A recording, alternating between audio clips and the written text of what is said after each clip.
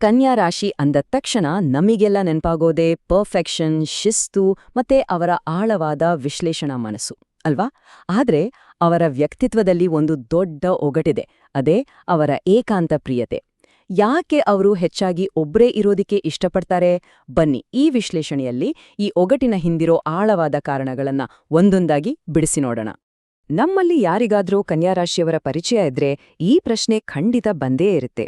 Party ಅಥವಾ ಜನರ ಗುಂಪಿಂದ ದೂರ ಉಳಿದು ತಮ್ಮದೇ ಆದ ಒಂದು ಪ್ರಪಂಚದಲ್ಲಿ ಇರೋಕೆ ಇಷ್ಟಪಡುವ ಇವರ ಸ್ವಭಾವ ಕೆಲವೊಮ್ಮೆ ನಮಗೆ ಗೊಂದಲ ಅನಿಸಬಹುದು. ಸರಿ, ಇದರ ಹಿಂದಿನ ನಿಜವಾದ ಕಾರಣಗಳೇನು ಅಂತ ಆಳವಾಗಿ ನೋಡೋಣ ಬನ್ನಿ. ಮೊದಲಿಗೆ ಒಂದು ದೊಡ್ಡ ತಪ್ಪು ಕಲ್ಪನೆಯನ್ನೇ ತೆಗೆದುಹಾಕೋಣ. ಕನ್ಯಾರಾಶಿಯವರು ಸಮಾಜ ವಿರೋಧಿಗಳು ಖಂಡಿತ ಅಲ್ಲ. ಅವರಿಗೆ ಜನ ಅಂದ್ರೆ ದ್ವೇಷ ಇಲ್ಲ. ನಿಜ ಅಂದ್ರೆ ಅವರು ಆಯ್ದ ಸಾಮಾಜಿಕ ವ್ಯಕ್ತಿಗಳು. ಅಂದ್ರೆ ತಮ್ಮ ಎನರ್ಜಿಯನ್ನ ಯಾರಿಗೋಸ್ಕರ ಖರ್ಚು ಮಾಡಬೇಕು ಅನ್ನೋದ್ರ ಬಗ್ಗೆ ಅವರು ಸಿಕ್ಕಾಪಟ್ಟೆ ಕಾಳಜಿ ವಹಿಸ್ತಾರೆ. ಹಾಗಾದ್ರೆ ಆಯುಧ ಸಾಮಾಜಿಕ ಅಥವಾ ಸೆಲೆಕ್ಟಿವ್ಲಿ ಎಕ್ಸ್ಟ್ರೋವರ್ಟೆಡ್ ಅಂದ್ರೆ ಏನು?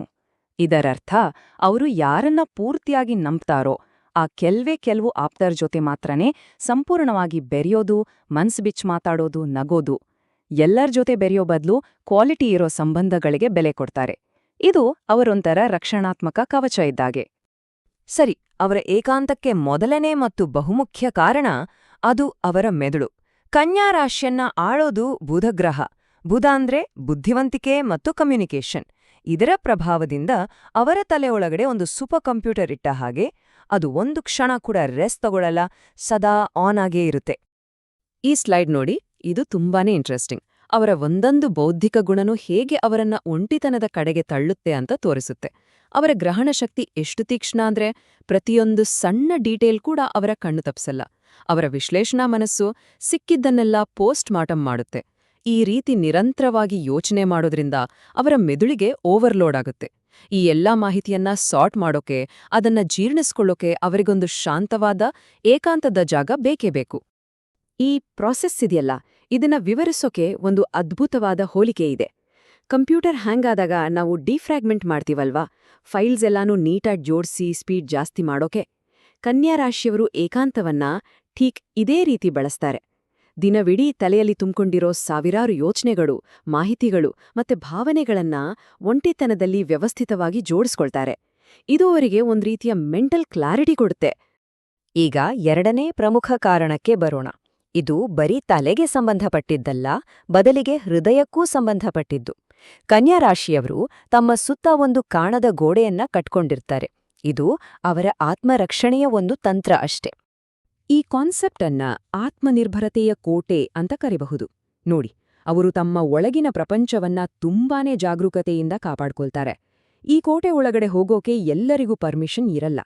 ತಮ್ಮ ನಿಜವಾದ ಭಾವನೆಗಳನ್ನ, ತಮ್ಮ ದೌರ್ಬಲ್ಯಗಳನ್ನ ಸುಲಭವಾಗಿ ಯಾರ ಮುಂದೇನೂ ತೆರೆದಿಡಲ್ಲ. ಹಾಗಾದ್ರೆ ಈ ಕೋಟೆ ಕಟ್ಕೊಳ್ಳೋಕೆ ಕಾರಣವಾದ್ರೂ ಏನು?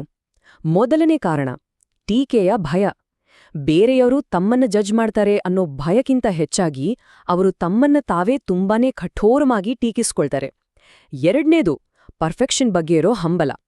ತಮ್ಮ ಕೆಲಸದಲ್ಲಿ ಸಣ್ಣ ತಪ್ಪು ಇದ್ರೂ ಅವರಿಗೆ ಸಹಿಸೋಕಾಗಲ್ಲ. ಹೀಗಿರ್ಬೇಕಾದ್ರೆ ಬೇರೆಯವರು ತಮ್ಮನ್ನ ಅಳೆದು ತೂಗಬಹುದು ಅನ್ನೋ ಭಯದಿಂದಾನೇ ದೂರ ಇರ್ತಾರೆ. ಹೀಗಾಗಿ ಏಕಾಂತವೇ ಅವರಿಗೆ ಸೇಫ್ ಜಾಗ. ಈಗ ನಾವು ನೋಡಬಹುವ ಮೂರನೇ ಕಾರಣ ಇದೆಯಲ್ಲ, ಇದು ಕೇವಲ ಮಾನಸಿಕ ಅಥವಾ ಭಾವನಾತ್ಮಕ ಅಲ್ಲ, ಅದಕ್ಕಿಂತಲೂ ಆಳವಾದದ್ದು. ಇದೊಂದು ರೀತಿ ಆಧ್ಯಾತ್ಮಿಕ ಅವಶ್ಯಕತೆ. ಸುಮ್ನೆ ರೆಸ್ಟ್ ಮಾಡೋದಕ್ಕಿಂತ ಇದು ತುಂಬಾನೇ ಬೇರೆ. ಜ್ಯೋತಿಷ್ಯದಲ್ಲಿ ಕನ್ಯಾರಾಶಿಯನ್ನ 6ನೇ ಮನೆಗೆ ಹೋಲಿಸ್ತಾರೆ. ಅಂದ್ರೆ ಸೇವೆ, ಡ್ಯೂಟಿ, ಜವಾಬ್ದಾರಿ. ಈ ಜವಾಬ್ದಾರಿಗಳನ್ನೆಲ್ಲ ಹೊತ್ತು ಅವರಿಗೆ ಸಾಕಾಗಿ ಹೋಗುತ್ತೆ. ಅಕ್ಷರಶಃ ಬರ್ನ್ಔಟ್ ಆಗಿಬಿಡ್ತಾರೆ. ಆಗೇನಾಗತ್ತೆ, ಅವರ ಮನಸ್ಸು ಆಟೋಮ್ಯಾಟಿಕ್ ಆಗಿ 12ನೇ ಮನೆ ಕಡೆಗೆ ಹೋಗುತ್ತೆ. 12ನೇ ಮನೆ ಅಂದ್ರೆ ಏಕಾಂತ, ಬಿಡುಗಡೆ ಮತ್ತು ಹೀಲಿಂಗ್. ಅಂದ್ರೆ ಇದನ್ನ ಅರ್ಥ ಮಾಡ್ಕೊಳ್ಬೇಕು. ಕನ್ಯಾರಾಶಿಯೋರ್ಗೆ ಏಕಾಂತ ಅನ್ನೋದು ಲೈಫಿಂದ ಓಡಿಯೋಗೋ ದಾರಿ ಅಲ್ಲ, ಖಂಡಿತ ಅಲ್ಲ. ಬದಲಿಗೆ 6ನೇ ಮನೆಯ ಜವಾಬ್ದಾರಿಗಳಿಂದಾದ ಆಯಾಸವನ್ನ ಗುಣಪಡಿಸೋಕೆ, ತಮ್ಮ ಸಿಸ್ಟಮ್ ಅನ್ನ ರೀಚಾರ್ಜ್ ಮಾಡ್ಕೊಳ್ಳೋಕೆ ಇದೊಂದು ಆಧ್ಯಾತ್ಮಿಕ ಚಿಕಿತ್ಸೆ ಇದ್ದಾಗೆ. ಇದು ಅವರ ಜೀವನದ ಬ್ಯಾಲೆನ್ಸ್ಗೆ ತುಂಬಾನೇ ಮುಖ್ಯ. ಸೊ ಇಷ್ಟೆಲ್ಲ ನೋಡಿದ್ಮೇಲೆ ನಮ್ಗೆ ಒಂದು ವಿಷಯ ಸ್ಪಷ್ಟವಾಗುತ್ತೆ. ಕನ್ಯಾರಾಶಿಯವರ ಏಕಾಂತವನ್ನ ನಾವು ದೌರ್ಬಲ್ಯ ಅಂತ ನೋಡೋದೇ ತಪ್ಪು. ಅದು ಅವರ ಒಂದು ಸೈಲೆಂಟ್ ಪವರ್.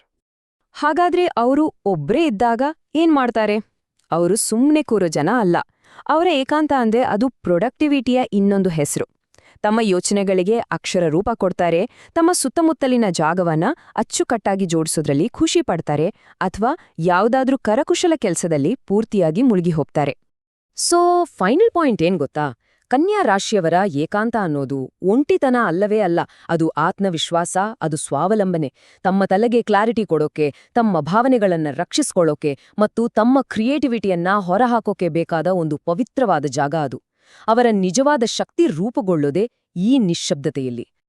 ಹಾಗಾದ್ರೆ ಈ ಇಡೀ ವಿಶ್ಲೇಷಣೆಯ ಕೊನೆಗೆ ನಮ್ಮೆಲ್ಲರಿಗೂ ಒಂದು ಪ್ರಶ್ನೆ ಮೂಡುತ್ತೆ.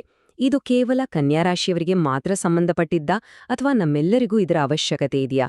ಏಕಾಂತ ಅನ್ನೋದು ನಿಜವಾಗ್ಲೂ ದೌರ್ಬಲ್ಯನಾ, ಅಥವಾ ಅದು ನಾವು ಗುರುತಿಸಬೇಕಾದ ಒಂದು ಗುಪ್ತ ಶಕ್ತಿನಾ?